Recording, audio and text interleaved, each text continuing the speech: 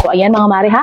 Lahat ng yan mga mare ay nasa isang store na lang. Hanap ba kayo ng mga ingredients ninyo sa baking ninyo, no? So, eto, may maire-recommend ako sa inyo, si Bell's Pantry, no? So, kasi lahat na ng kailangan ko na mga pang-toppings ko ay meron sila, o, di ba? At mga gagamitin ko sa baking ko, o, di ba? Sa pagbibake ng mga goodies like itong rolled oats, meron sila. They have 75, 150, and 250 grams. Sa trail mix or mix and nuts naman, they have 100, 250, 500, and 1 kilogram. And then they have also almonds. Ayan, roasted almonds mga mare, which is they have 75, 150, 250, and 500 grams. Meron din silang 1 kilo. Okay?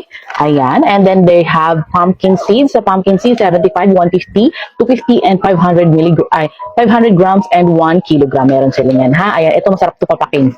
Ayan. And then, kung meron sa inyong mahilig sa dates, mga mare, healthy ito ha. Napaka-healthy nito para sa mga katawan natin, si dates. Marami siyang benefits, no? So, ayan. Meron din sila. They have 75, 150, 250, 500, and 1 kilo din meron sila, ha? Ayan, yung asawa ko kasi mahilig dito, kaya bumili na tayo, mga mare ko.